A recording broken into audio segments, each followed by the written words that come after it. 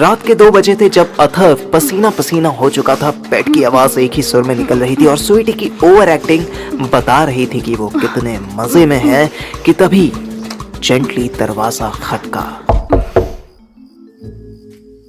अथर्व रुका, बेड से आती आवाज भी रुकी। स्वीटी और अथर्व दोनों की निगाह मिली। अथर्व हटने लगा। Oh no, not again. चुप हो जा, मरवाएगी क्या? हाँ, उसी के लिए तो आई थी। दरवाजा फिर बजा। इग्नोर करो डोर को, मुझ पे फोकस करो प्लीज ना। पागल है क्या साली? पापा हुए तो? मेरे पागल होने का तो पता नहीं, पर तू जरूर फुद्दू है बहनचोद। पापा इतने हौले से नॉक करेंगे? अथर्व को स्वीटी की टोन पर गुस्सा तो बहुत आया, पर उसकी बात में लॉजिक भी था। अथर्व ने झट से पैजामा पहना। गेट के बाहर आयशा पेशेंटली खड़ी थी। स्वीटी जल्दी बेड के नीचे छुप अभी। स्वीटी ने अब तक चड्डी भी वापस नहीं पहनी थी। स्वीटी आराम से बेड से उठी, धीरे धीरे अपनी हुडी डालने लगी। अथर्व को समझ आया कि आयशा का पेशेंस खत्म हो रहा था। उसने दरवाजा खोला और रूम से बाहर निकल गया। अरे तुम आ गई? अरे हाँ ऑफ कोर्स, मैंने ही तो बुलाया था। हाँ, आज पता नहीं चला तुम कब आ गई। इत्र नहीं लगाया था आज। तुम तो लगता है भुलक्कड़ भूल गए थे ना? नहीं, वो एक्चुअली मोहल्ले में कांड हो गया था। चोर आ गया था किसी के यहाँ, तो वो पापा बार बार छत पर आ रहे थे और आयशा ने अथर्व को धक्का दिया। रूम के अंदर घुसी और इधर उधर देखने लगी। फिर उसने बल्ब जलाया। बहरे नहीं हैं हम। मोहल्ले में कैसा शोर हो रहा था और किसके यहाँ चोर आया था, ये सब सुना था हमने। आयशा बेड पर आराम से बैठ गई। हमें प्रेग्नेंट करके अब किस लड़की के साथ अय्याशी कर रहे हो अथर्व बाबू? प्रेगनेंसी की बात सुनते ही स्वीटी बेड के नीचे से ही बोली।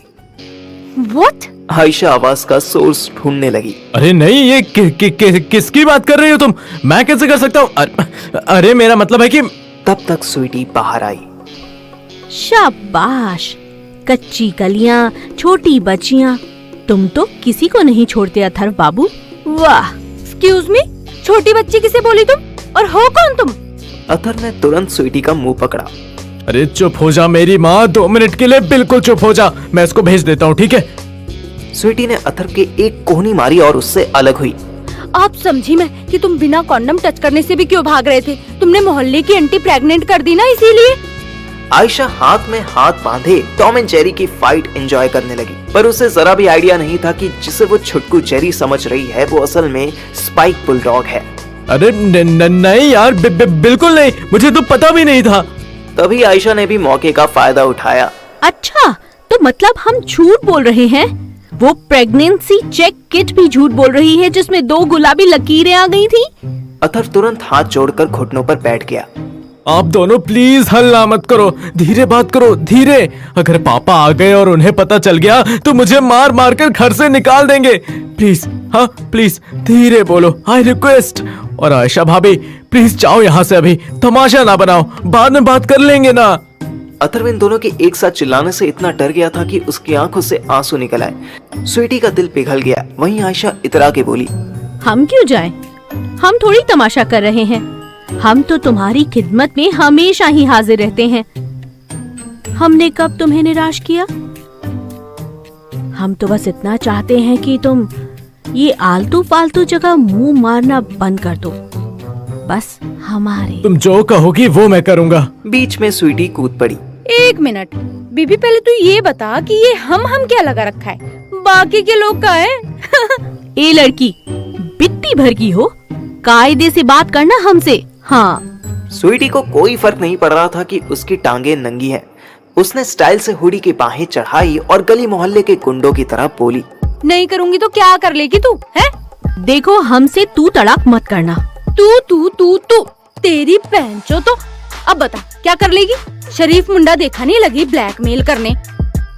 आयशा की अकड़ थोड़ी डगमगाई। वो अथर्व की तरफ घूमी।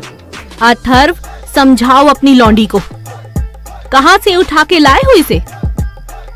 ना बात करने की तमीज है, ना कपड़े लत्ते पहनने का शहूर। मेरे अलावा पहली बार कोई उसकी साइड लेने खड़ा हुआ था। अथर्व कुछ ना बोला। उससे क्या बोलती है मोटी, मेरे नाल गल कर। तेरा हस्बैंड है ना? ए अथर्व, इसका हस्बैंड है ना? जब तेरा हस्बैंड है तो तेरे पेट में इसका बच्चा कैसे हुआ? वो तुम्हें बताना जरूरी नहीं अथर्व, और हमारे बीच की बात है ना। और खबरदार जो मुझे मोटी कहा।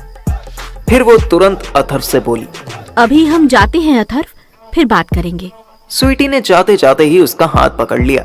हो, अब कहाँ भाग रही है पड़ोसन भाभी? आयशा की शक्ल देखकर लग रहा था कि अब उसे स्वीटी से डर लगने लगा था। वो फिर भी हिम्मत दिखाती गुस्सा करती बोली, हाथ छोड़ो हमारा, जाने दो वरना अच्छा नहीं होगा। हाँ वाह भाई वाह, अब जाना है। अभी जब अथर्व हाथ जोड़ के रिक्वेस्ट कर रहा था कि बाद में अकेले में बात करते हैं, तब तुझे मेरे सामने तमाशा करना था।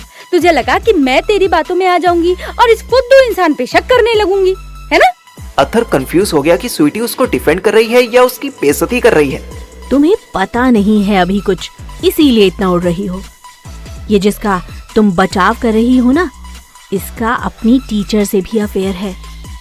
इसकी एक गर्लफ्रेंड भी है, मेरे साथ भी हफ्ते में कम से कम 2 बार। अभी तुम भी आ गई, ऐसी ना जाने 5-10 और भी होंगी।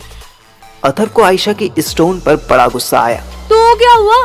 एज है इसकी, यंग है, हैंडसम है, फिर वो कहाँ किसी के पास गया? तू भी तो खुद ही इसके साथ सेक्स करने के लिए आई थी ना? तुझसे किसने कहा? कॉमन सेंस ने।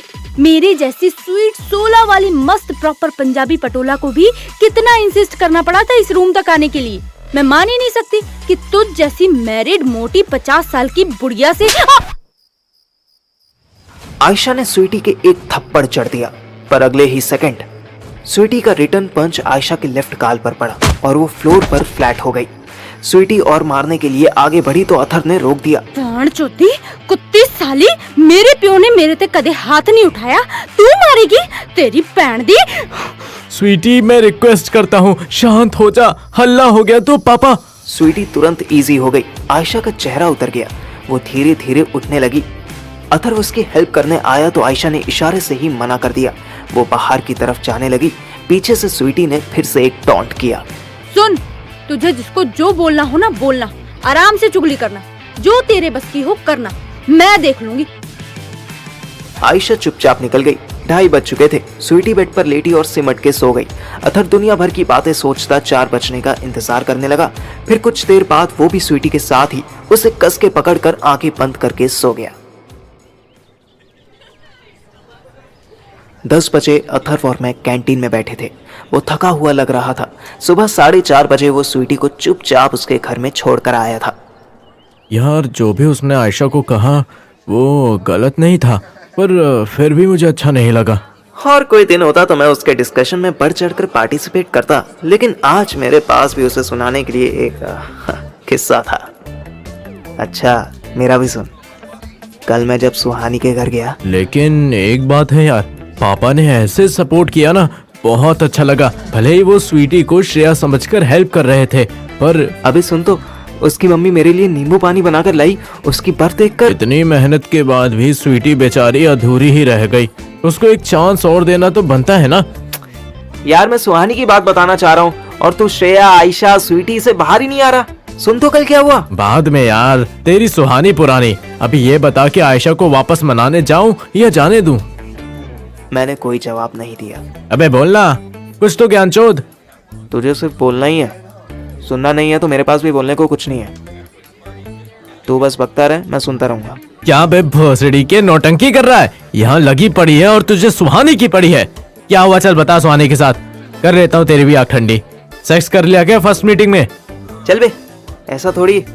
अभी तो बस। क्या बस ऊपर ऊपर से किया? ग्लोव्स दबाए उसके? नहीं बे, पागल है क्या? उसके घर था। तो किस किया? हक किया?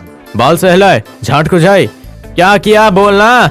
उसको आई लाइक यू बोला और उसने भी मेरी आवाज की तारीफ की। अथर्व फेक हंसी हंसने लगा। मुझे ये बात चिढ़ा गई। ये न्यूज़ थी तेरे पास? जा बे, चल छोड़। अच्छा है, next time I admire you भी बोल देना, ठीक है? अब चल, तेरी सुन ली ना, अब मेरी सुन। अब बता कि आयशा को मनाने जाऊं या नहीं? अचानक मेरा फ्यूज फूक गया। सुना चिंगुर की झाट, सबका नाना ना इतना ढीला नहीं होता है कि लड़की देखते ही टूट जाए। इमोशंस, प्यार, कंसेंट भी कोई चीज होती है। सब कुछ सेक्स नहीं होता है भोसड़ी वाले। पर तुझे इमोशन से क्या मतलब? तुझे तो बस सॉफ्ट टॉय चाहिए। अबे डॉल ले ले डॉल, श्रेया की जिंदगी बर्बाद होने से बच जाएगी साले रंडी बॉस।